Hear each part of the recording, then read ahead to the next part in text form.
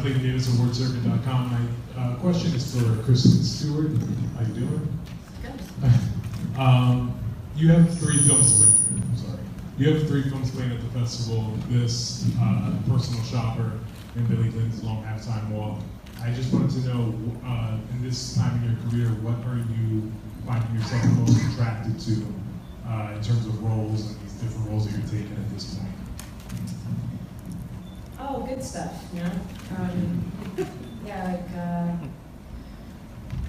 I typically don't have to spend more than like 5 minutes in a room with someone to know if I want to explore something with them. And I've just been kind of navigating it like that. And I've worked recently with like a lot of people that I've grown up really loving, which is a great thing. And I feel it's like super lucky and super conducive to making like good shit. And because I think I have pretty good taste. But also like, at the same time, like I really love like not knowing that something's going to be good and spending a few minutes with someone and going, shit, you've never done this before? Well, let's do it now. So I don't, there's no like formula. That's so not how you're ever going to make anything worthwhile. It's like, yeah, I'm really not precious about it. I've just gotten super lucky lately. Yep. Kelly, what was it in these stories that drew you to make this movie? The stories are from a Montana-based writer, Miley Malloy. She's not Montana-based anymore, but she's from Montana. And I had done 4 films with Jonathan Raymond out in Oregon, and he had children, and wanted to pay attention to them or something, and work on his novel. So I was left on my own, and I came upon her stories, and it was a new landscape to investigate, and all the characters were really part of the environment they were in, and so it seemed like I liked all these great women characters that were sort of alienated to the people that were closest to them, but somehow making connections to people that were strangers. And so those sorts of things were kind of the leading threads.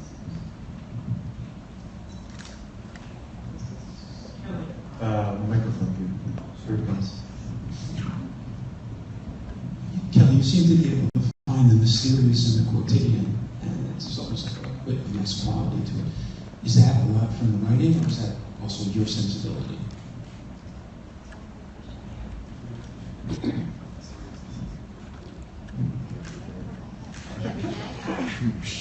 I'm not I'd say every day instead of quotidian. I was being interviewed by Richard Hell once, and he just started shaking his head like in disappointment, going, "You're so nuts and bolts."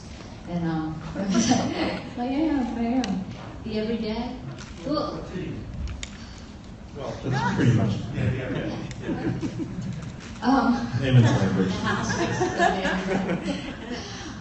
The small strokes, is that what we talk about?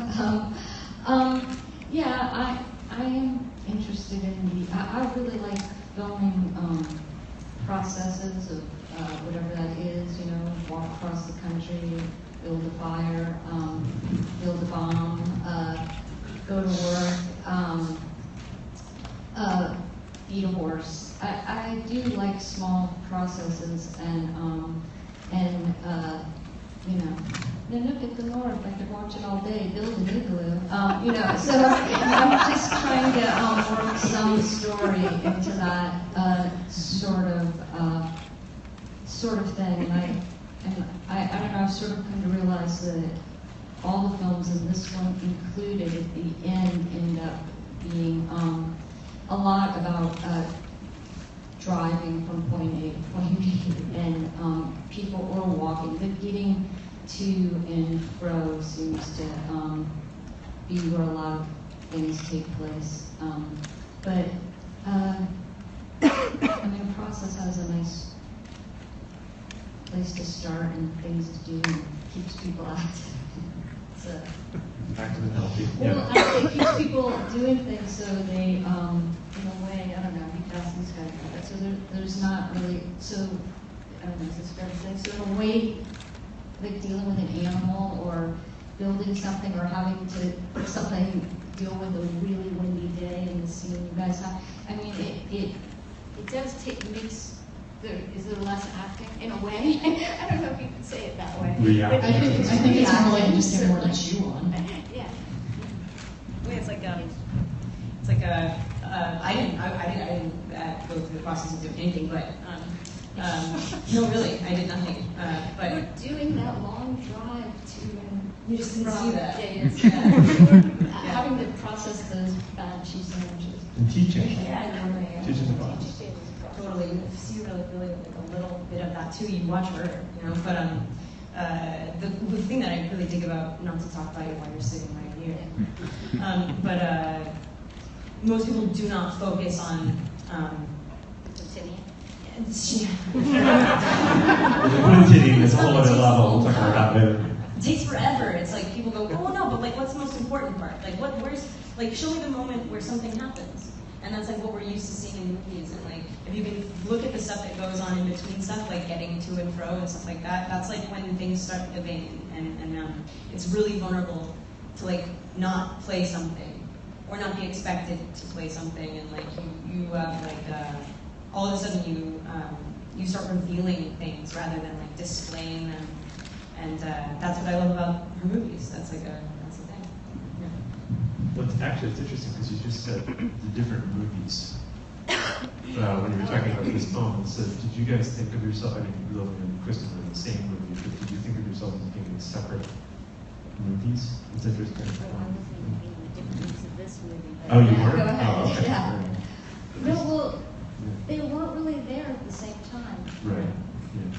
And whereas movies quite distinct and then it's a situation coming from it. And I think, I mean, I can speak from my experience of it, but I'm assuming we probably all shared this, even though we're within our own movie, there was a longing to feel the connection so that we were fulfilling the collaborative role that we were asked to do by Kelly, but it was, it's elusive and subtle, and like what Kristen was talking about, the thing I admire so much about Kelly's work and why I was so thrilled to be invited to this journey is that she is interested in the life that happens in the pauses.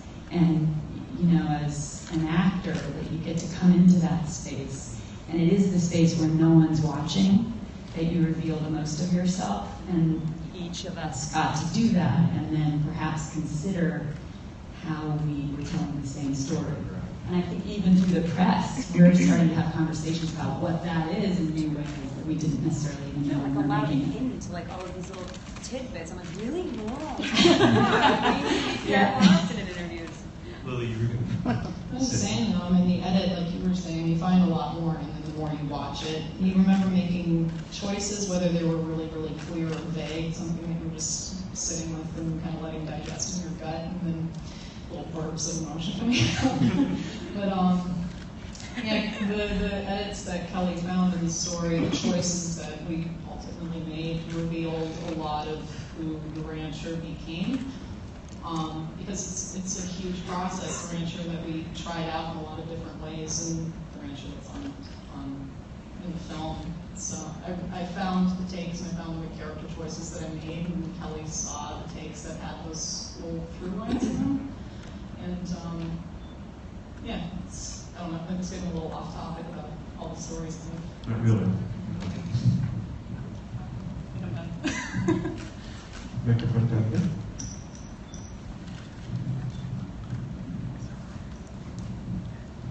There's so many great gestures, but there was one that startled me, and that was in the diner when you are wiping your mouth with the napkin still wrapped around the cutlery. That is terrific. I've never seen anyone do that.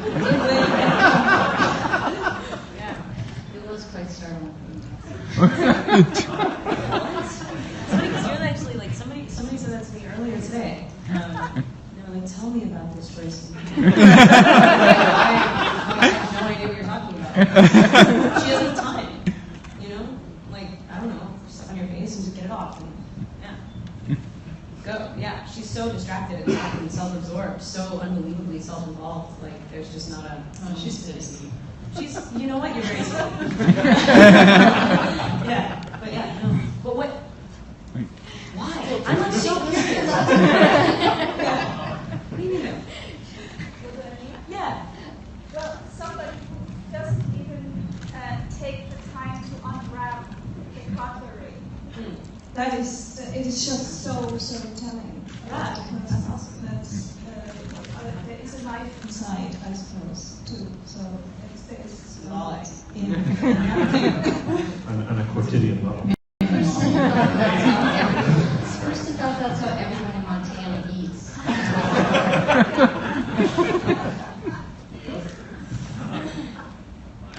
Orange.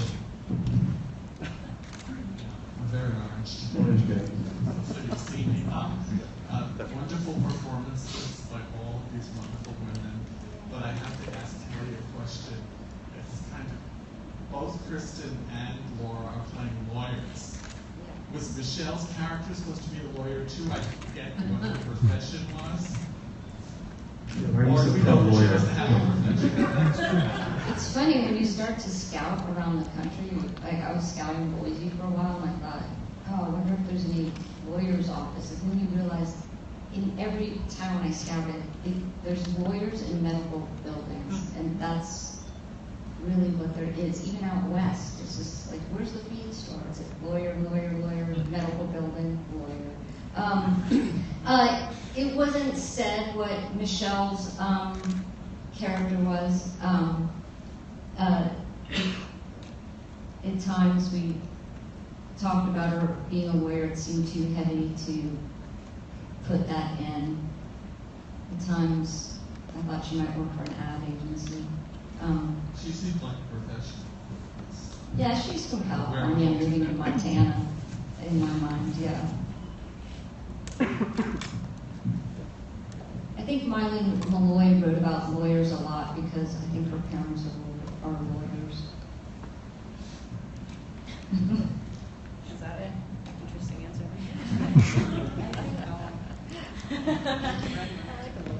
Yeah, because I like them. Go ahead, Jeff. I want to also thank each of the actors that are present and the ones that are not for being in this film. It's a small film, it's a beautiful film, and your work is stunning individually. I wanted to ask Kelly a question about landscape and field vision. It seems to be, when I first saw this film some time ago, one image stuck in my mind. It's in the stable, and there's a window in the back that looks out on the prairie, and the horses go in and out of that. That's the one I carried all the images that I did for the film. So I want you to, your characters seem to be rooted as secondary almost to the landscape in most of the work. And the script itself, for me, is like a Pinterest script. They say things to each, the actors decide words. Sorry. What's underneath of that is what really captures me. About where the communication is not in the words, but it's like a tree or a river or a waterfall. Can you talk a little bit about that? I wish I was better at articulating these things. There is a rule on set between me and Chris Blauvelt, my cinematographer, I'm looking up for it, that there can be no beauty or landscape for its own sake. That it has to somehow be working in the movie. It has to be serving something. Same with an animal, that it can't be for the sake of sentiment and, and how to, I guess I could talk about like maybe Robert Adams or some of the photographers who really capture the West. It's all sort of though about man's footprint in it, and there's a painter I like in Oregon, Michael Brophy, who also paints. They're landscape paintings, but you can't ever escape that there's this the tracks of where we've been, and I guess I'm really not answering the question well, but I do sort of have a feeling about a lot of the places we really do leave the most beautiful shots behind us, and it can't. I just wouldn't want the landscape to take over a character or try to get something across. It can get across loneliness, and you can look small in it, but it's a fine line. Like I don't want it to play the sentiment or Just for the sake of looking if it's not sort of working for you, it tends to take away something. And so I guess it's where they fit in it, and the goal is, how to get sort of physicalize what's internal without having to do it through dialogue. That's like one of the main goals. So there's I like the dialogue in the film and in my little stories, but I am interested in sort of how the frame can work and what you can get across with a cut or with how someone moves the frame. It's totally not true. Even if the result of it makes you think it, we were trying. Yeah.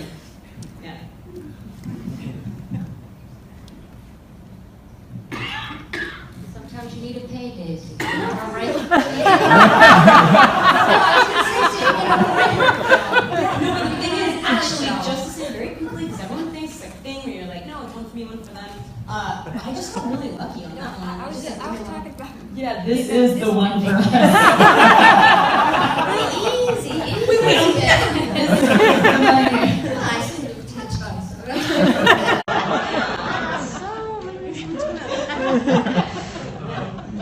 Firestorm. Yeah. I was sick the last few days, so now I'm like, hey. I'm wondering about the subject of love. It seems that so many of the men and some of the women had terrific needs. They were sort of needy people, and they wanted to connect, and the connections were really limited. So I thought it was really wonderful the milkshake scene where he's in jail and you're able to reach out to him in that way and sort of be attuned for the moment. And when Michelle Williams was serving the hamburgers, there was so much disconnection there and so much unattunement, but yet they were able to accept something. So I thought the tension was really interesting, how there were so many needy people and so many disconnections. I'm wondering if you had any comments about that. Well, I'll just speak to the one scene that I was fascinated by, and probably the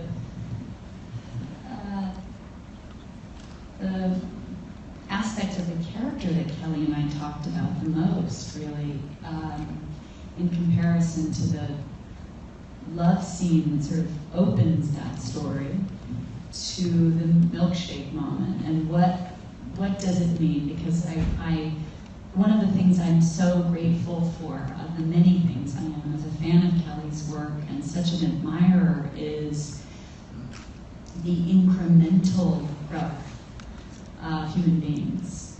And there's no need to get to a certain place with their characters, but again, within these pauses, we see where longing takes you if you stick with it. And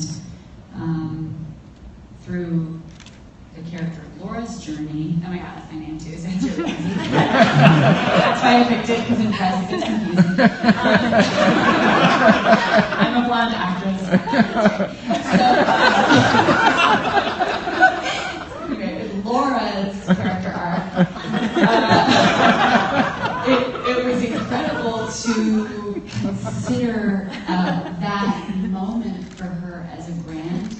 posture that she sort of gets to.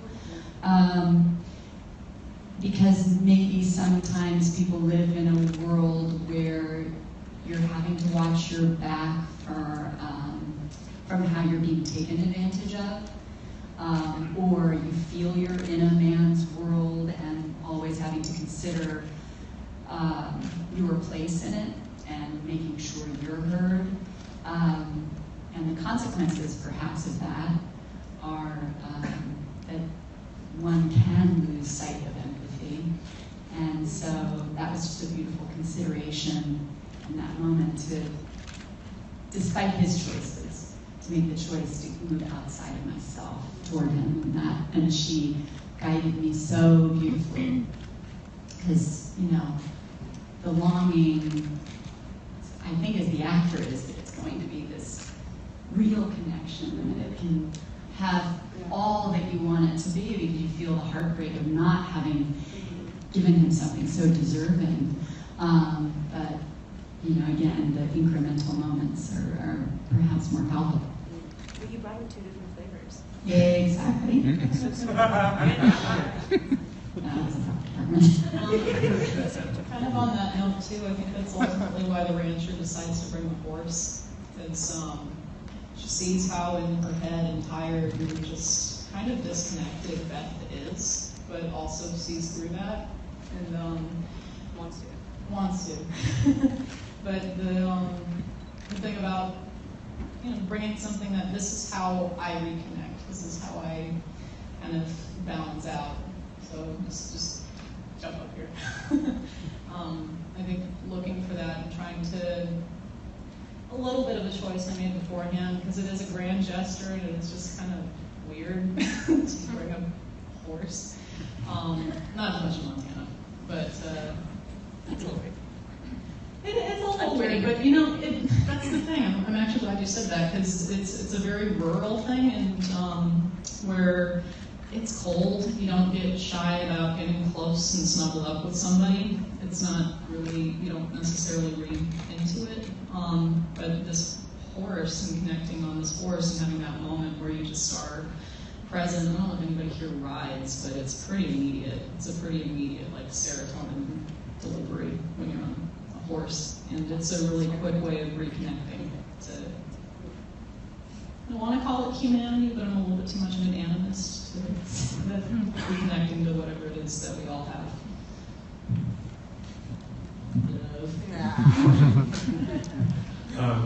We have the buy sign. We have to clear out the theater for another show. Thank you all for coming.